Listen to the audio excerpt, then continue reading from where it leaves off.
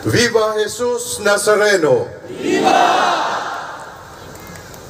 Nagpapasalamat tayo sa Diyos sapagkat tinipon niya tayo ngayon upang sumamba at maglingkod sa Kanya. Masaya ko na makapiling kayo ngayong piyesta ng mahal na pong Nazareno. Maligayang kapistahan po sa ating lahat.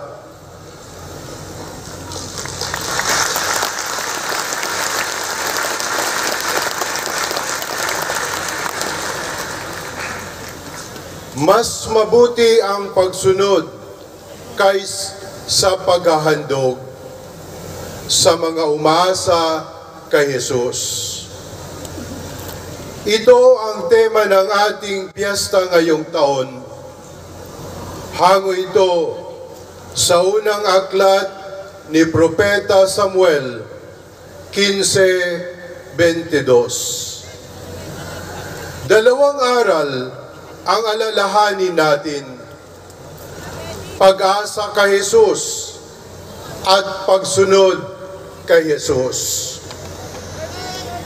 Una ay pag-asa kay Jesus. Sa ating ebanghelyo ngayon, sinabi ng Panginoon kay Nicodemo na kailangang itaas ang anak ng tao upang ang sinumang sumasampalataya sa Kanya ay magkaroon ng buhay na walang hanggan. Gusto ng mahal na Senyor na tayo ay mabuhay ng walang hanggan.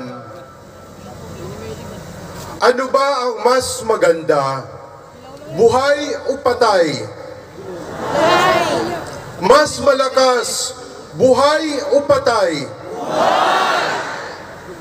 At ang gusto ng mahal na Senyor para sa atin ay hindi lang buhay, kundi buhay na walang hanggan.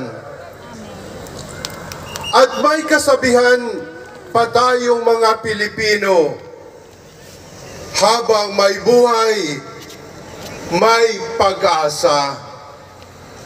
Habang may buhay, may pag-asa. Naniniwala ba kayo roon?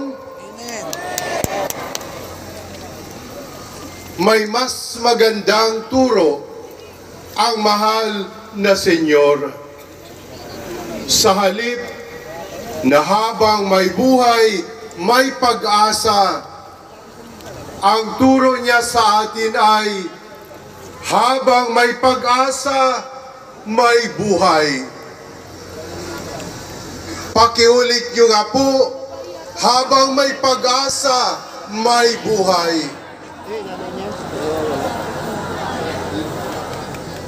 Hanggat meron tayong pag-asa, meron tayong buhay.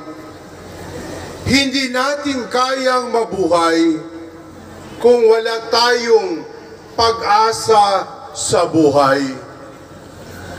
Dahil ang taong walang pag-asa sa buhay ay taong papatay-patay. Mga kapatid, may pag-asa tayo dahil buhay si Jesus Nazareno. May pag-asa tayo dahil buhay ang mahal na Senyor. Sa tuwing sumisigaw tayo ng Viva sa mahal na Senyor, sinasabi natin na buhay ang mahal na Senyor. Buhay ang pag-asa natin dahil buhay ang mahal na Senyor. Nabubuhay siya sa mga puso natin. Nabubuhay siya sa paligid natin. Nabubuhay siya kasama natin. Huwag na tayong magpapatay-patay. Habang may pag-asa, may buhay. Kaya't mabuhay tayo sa pag-asa kay Jesus. Viva Jesus Nazareno! Viva! Ang ikalawa namang aral ay pagsunod kay Jesus. Sa ikalawang pagbasa, sinabi ni San Pablo na ang mahal na pong Jesus Nazareno ay masunurin sa kanyang Ama. Sumunod siya sa kalooban ng Diyos Ama magpahanggang kamatayan. At bakit masunurin si Jesus? Ito ay sapagkat mahal niya ang Ama. Ang nagmamahal sa Diyos ay sumusunod sa Diyos. Ang umaasa sa Diyos ay sumusunod sa Diyos. Kaya naman, mga minamahal na kapatid kay Jesus Nazareno, kung tunay tayong deboto, kung totoong mahal natin ang pong Jesus Nazareno, maging masunurin tayo sa Kanya. Gayahin natin siya na masunurin sa Ama magpahanggang kamatayan. Sabi sa ating tema ngayong taon, mas kinalulugdan ng Diyos ang ating pagsunod kaysa paghahandog. Sa totoo lang, ang pagsunod ang tanda ng pag-asa. Kung ano ang sinusunod natin, yun talaga ang inaasahan natin.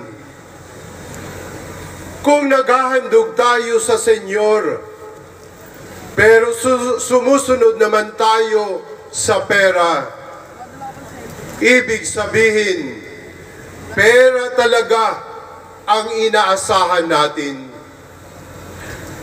Kung nagdedebosyon tayo sa Senyor, pero sumusunod naman tayo sa masamang tao, ibig sabihin, masamang tao talaga ang inaasahan natin. Kung namamanata tayo sa Senyor, pero sumusunod naman tayo sa bisyo, ibig sabihin, bisyo talaga ang inaasahan natin. At kapag susunod tayo sa pera, sa masamang tao, sa bisyo, o sa anumang bagay ng mundo, mabibigo lamang tayo, madidismaya lamang tayo. Isa lamang ang tunay na maaasahan. Isa lamang ang nagdudulot ng pag-asang hindi bumibigo. Siya ang mahal na poong Nazareno. Kaya siya ang sundin natin. Ang mga utos niya ang isabuhay natin. Ang mga aral niya ang isapuso natin. Ang halimbawa niya ang tularan natin. Mas mabuti ang pagsunod sa mahal na Senyor.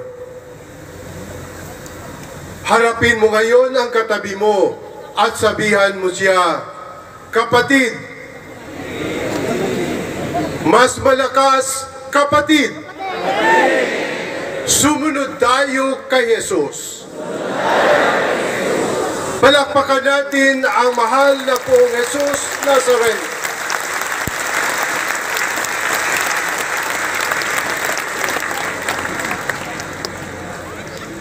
Pag-asa kay Jesus at pagsunod kay Jesus.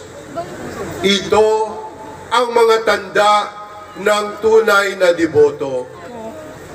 Ipangako natin ito kay Jesus. Siya lamang ang maaasahan natin. Siya ang lagi nating sundin.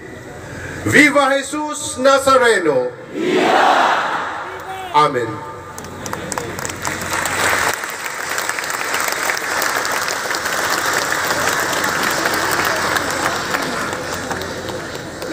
Jesus Christ, the Son of God, was born for you and me. He came to bring the good news, from sin to set us free. The blind, the deaf, the lame, the poor, His power meant to see. He gave His life upon the cross, eternal life the key.